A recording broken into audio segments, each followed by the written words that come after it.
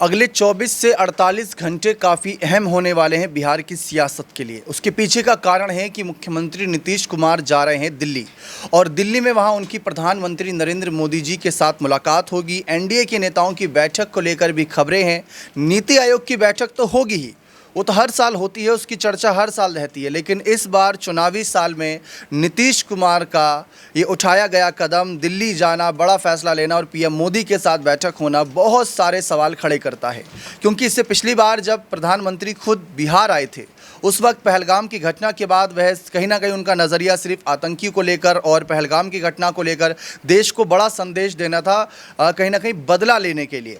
लेकिन इस बार पूरी नज़र बिहार चुनाव को लेकर रहेगी, क्योंकि उस मंच से नीतीश कुमार को लेकर कोई ऐलान नहीं किया गया कि ये सीएम चेहरा है या नहीं। अब पार्टी के नेता पोस्टर तो लगाते हैं, हर पार्टी का नेता अपने पसंदीदा नेता को कहता है कि ये मुख्यमंत्री बनेंगे, लेकिन असल में मानी तब जाएगी जब आधिकारिक नेता या सीनियर नेता, जो वरिष्ठ नेता, फायरब्रांड नेता होते हैं, वह ऐलान करे कि यही चेहरा होंगे, तब कहीं ना कहीं मोहर लगती है।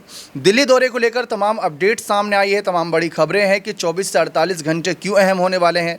इसी पर चर्चा करेंगे अमन सर के साथ कि 24 से 48 घंटे में क्या फैसला हो जाएगा कि नीतीश फिर से सीएम 25 से 30 बन पाएंगे या फिर उनकी विदाई होगी। यहाँ पर कहीं ना कहीं उनको एक बहुत अच्छा विदाई के लिए भी माहौल बना दिया जाए, ऐसा कुछ नज़र आ रहा है। देखिए, जाहिर बात है, क्योंकि हर जो चीज़ इस समय नज़र आ रही है उसमें राजनीति की कह सकते हैं रणनीति बनती हुई दिखाई पड़ती है बिहार चुनाव के मद्देनज़र। क्योंकि आज से ठीक एक महीना पहले जब मोदी जी बिहार में थे, मधुबनी में थे, 24 तारीख को वो एक मीटिंग को संबोधित करते हैं, और ये मीटिंग जो होती है कह सकते हैं रैली जो होती है वो ठीक पहलगाम हमले के 2 दिन के बाद होती है। और यहाँ पर नीतीश कुमार और मोदी जी बैठे हुए नजर आते हैं, और साथ में जिस तरह से उनकी मुस्कुराहट थी उसको लेकर भी तमाम सारे सवाल खड़े हुए थे कि क्या ये जो रैली थी ये टाली नहीं जा सकती थी या इसको बाद में नहीं किया जा सकता था। लेकिन जिस तरह से उस रैली में मोदी जी ने कहा कि भाई जो आतंकी हैं उनको हम बहुत बड़ी सज़ा देंगे, उसके बाद नीतीश कुमार ने भी वहाँ पर ज़ोरदार ये बात कही कि भाई हम आपके साथ हैं, आपके साथ रहेंगे। लेकिन हैरानी की बात है कि एक महीने के अंदर दूसरी मर्तबा कह सकते हैं कि नीतीश कुमार और मोदी जी की मुलाकात होने वाली है। नीति आयोग की मीटिंग तो एक्चुअली बहाना हो सकता है, लेकिन 2 दिन नीतीश कुमार दिल्ली में रहने वाले हैं, और 2 दिन रहने का मतलब दीपक ये हो जाता है कि तमाम सारे समीकरण, तमाम सारी बातें, हो सकता है सीट शेयरिंग को लेकर भी कहीं ना कहीं आपस में बातचीत का दौर चलता हुआ दिखाई पड़े। और ठीक इसके 2 से 3 दिन के बाद मोदी जी फिर बिहार पहुँच रहे हैं, यानी कि अब लगातार बिहार को लेकर जो मीटिंग का दौर है वो यहाँ पर चलता हुआ दिखाई पड़ रहा है। लेकिन आपका जो मूल सवाल है कि क्या दिल्ली बुलाने का मकसद नीतीश कुमार को कहीं कुछ और तो नहीं है, कहीं ये समझाना तो नहीं है कि भाई 20 साल से अब लगातार बिहार के मुख्यमंत्री हैं और हमने भी आपको सहयोग किया, इस बार आप एक काम करिए कि अब अपना जो है 20 साल का कार्यकाल जो उसको समेटिए, और एक तरीके से यहाँ से जो एक विदाई है वो हम आपको दे सकते हैं, ताकि यहाँ पर कोई और चेहरा, यानी कि बीजेपी की तरफ से भी वो चेहरा हो सकता है या जेडीयू की तरफ से वो चेहरा हो सकता है, यानी एक नया चेहरा निकल कर सामने आए। तो क्या ये उसकी एक वानगी है? अगर यहाँ पर कुछ ऐसा होता है तो जाहिर बात है कि बीजेपी अपने मिशन में कामयाब हो सकती है, जो लगातार ये चाह रही थी कि भाई किसी भी सूरत में बीजेपी की तरफ से मुख्यमंत्री बनना चाहिए। आपने देखा कि हरियाणा के मुख्यमंत्री नायब सिंह सैनी भी ये बात कहते हुए नजर आते हैं कि भाई अब वो समय आ गया जब बीजेपी का मुख्यमंत्री होना चाहिए, और सम्राट चौधरी इसका बेहतर एक नाम हो सकते हैं। तो ये लगातार हम देख रहे हैं कि 3-4 महीने से जो बीजेपी के नेता हैं, चाहे विजय सिन्हा हो या गिरिराज सिंह हो, इसके अलावा अश्विनी चौबे ने भी कुछ समय पहले कहा था कि भाई नीतीश जी को दिल्ली चले जाना चाहिए। तो अब जिस तरह दिल्ली आए हैं, तो क्या ये माना जाए कि उनकी बात अब लगभग सही होते हुए दिखाई पड़ रही है? क्या केंद्र में कोई बड़ी जिम्मेदारी जो है नीतीश जी को मिल सकती है? ये तमाम पहलू हैं जो निकलकर सामने आते हैं। लेकिन इस बीच बिहार चुनाव भी है, उसको लेकर सरगर्मियां बहुत तेज हैं। तो फिलहाल अटकलों का दौर जारी है कि भाई आखिर इतनी जल्दबाजी में एक महीने के अंदर 2 से 3 बार मीटिंग करने का क्या मकसद है। और इसके अलावा चिराग पासवान जो नीतीश कुमार की मीटिंग हुई उसको लेकर भी कहा गया कि वो भी कोई ना कोई ऐसी बात है जो आपस में जो कह सकते हैं सीट शेयरिंग को लेकर हो या मुख्यमंत्री पद को लेकर हो, आपस में जो तनातनी का माहौल है वो फिलहाल एनडीए कुनबे में बना हुआ है। जी, अब नीतीश कुमार की बिहार से विदाई के लिए जैसा कि सर ने बताया, बीजेपी कभी कहती है कि आप उप प्रधानमंत्री बन जाओ, कभी आप भारत रत्न सम्मानित हो जाओ ताकि आप संन्यास ले लो, रिटायरमेंट के दिन नज़दीक आ गए, ऐसा तेजस्वी यादव भी कहते हैं कि रिटायरमेंट ले लो, आप टायर्ड नेता हो चुके हो, थक चुके हो, आप खटारा सरकार हो चुकी है, ऐसा हमने काफ़ी सुना विपक्ष की तरफ से। लेकिन अब एक मूल सवाल आता है कि यहाँ पर तो बीजेपी की इंटेंशन है कि 20 साल से आप सीएम रहे हो, अब हमें मौका दीजिए, सीएम रोटेशनल का फॉर्मूला लागू करिए। वो तो चलो खैर बात की बात है, लेकिन नीतीश के ऊपर क्या यहाँ पर बीत रही है? नीतीश नीतीश क्या चाहते हैं। निशांत जो उनके बेटे हैं, उन्होंने साफ कहा कि मेरे पिता को एक बार फिर से मौका दीजिए, वो स्वस्थ हैं, मस्त हैं। 25 से 30 फिर से नीतीश का नारा लगा रहे हैं।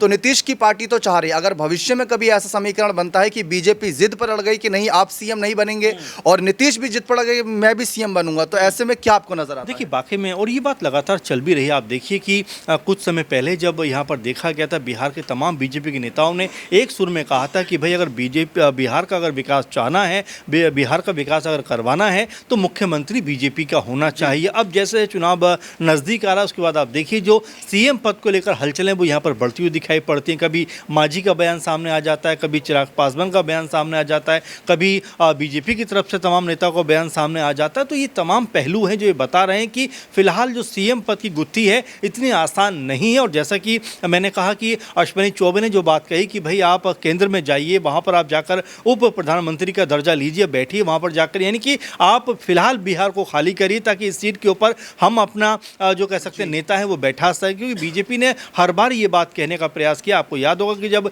आरजेडी और जेडीयू का गठबंधन बीते साल खत्म हुआ था, उस समय भी सम्राट चौधरी ने ये बात कही थी कि भाई अब की बार सीएम जो है वो बीजेपी कुनबे से होगा। लेकिन नीतीश कुमार के सामने उनकी एक भी नहीं चली और नीतीश कुमार फिर से मुख्यमंत्री बन जाते। तो ये ऐसे कारण हैं जो लगातार ये बता रहे हैं कि बिहार में बीजेपी को कह सकते हैं कि मुख्यमंत्री का बनाना अपना इतना आसान नहीं है। वैसे भी आप देख रहे हैं कि यहाँ पर जितने भी दल हैं, चाहे वो चिराग पासवान है, चाहे वो मांझी है, जिस तरह से उनके जो बयान सामने आ रहे हैं, जिस तरह से उनकी जो बातें सामने आ रही है, ऐसा लगता है कि उनकी हसरतें भी अब कुलाच मारती हुई नज़र आ रही हैं। वो भी चाहते हैं कि भाई मुख्यमंत्री के पद पर बैठा जाए, वो भी चाहते हैं कि भाई बिहार की जो सत्ता है उसको संभाला जाए। आपने देखा कि चिराग पासवान तो यहाँ तक कहते हुए नज़र आते हैं कि भाई मेरी ज़मीन, मेरा प्रदेश जो है मुझको बुला रहा है और अब बहुत हो गई दिल्ली की राजनीति, मैं अब बिहार की राजनीति करना चाहता हूँ। उसके बाद मांझी का बयान सामने आता है कि भाई बिहार के अंदर मुख्यमंत्री पद की कोई वैकेंसी नहीं है। लेकिन उससे ठीक पहले मांझी ने भी ये बात कही थी कि अगर हमारे 40 विधायक आ जाते तो हम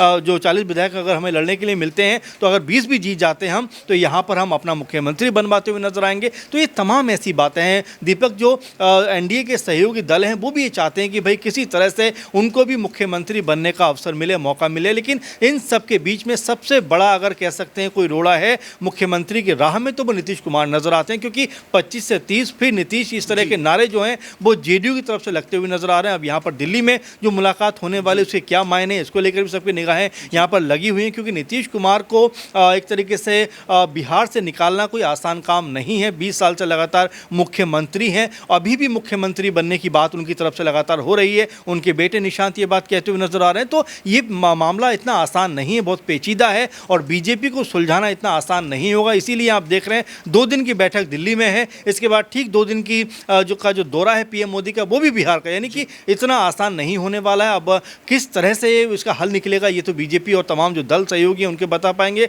लेकिन फिलहाल इस तरह की चीज़ों को देखकर कहीं ना कहीं जो महागठबंधन है उसको राजनीति करने का मौका ज़रूर मिल रहा है। एक आखिरी सवाल, जो नीतीश कुमार बार बार बीजेपी नेताओं के सामने, चाहे वे अमित शाह जी हो, प्रधानमंत्री मोदी हो, जेपी नड्डा जी हो जो कहीं ना कहीं अध्यक्ष हैं, उनके सामने बार बार कहा कि मैं वापस नहीं जाऊंगा महागठबंधन में। लेकिन क्या आपको लगता है कि लालू और राहुल को विकल्प पर रख रहे हैं नीतीश कुमार? देखिए दीपक, मुझे याद आता है कि अमित शाह ने बिहार में ही कहा था कि भाई नीतीश बाबू जिस तरह से एनडीए से बाहर गए हैं अब वापस नहीं आ सकते, हमने कुंडी लगा दी है, दरवाज़ा बंद कर दिया है। लेकिन उसके कुछ दिनों के बाद वो कुंडी भी खुल जाती है, दरवाजे भी खुल जाते हैं। तो राजनीति यही है कि देखिए आदमी कहता तो बहुत कुछ है, लेकिन जब उसके हिसाब की चीज़ें होती हैं या उसके हिसाब की कुछ ऐसा लगता है कि ये करना चाहिए, होना चाहिए, तो अपने तमाम जो एथिक्स हैं और तमाम जो बातें कही हुई होती हैं उनको साइडलाइन करके वो समझौते करता हुआ नजर आता है। इसीलिए नीतीश कुमार को बिहार के अंदर पलटू राम कहा जाता है कि कभी भी वो पलट सकते हैं, कभी आरजेडी की तरफ, कभी जो है बीजेपी की तरफ। इसीलिए उनकी राजनीति पर भरोसा नहीं किया जाता। साहब भी कह रहे हैं कि हर बार वो ये बात कहते हुए नजर आ रहे हैं हर मंच पे कि अब आपको छोड़कर कहीं नहीं जाएंगे, लेकिन हर बार कहने के बाद वो कहीं ना कहीं पहुंचते हुए नजर आ जाते हैं। बहुत बहुत शुक्रिया। तो 2 दिन की इस बैठक में क्या निष्कर्ष निकलेगा वह तमाम जानकारी आपको बताते रहेंगे, लेकिन बस शर्त ये चैनल सब्सक्राइब करके बने रहें। बहुत बहुत शुक्रिया।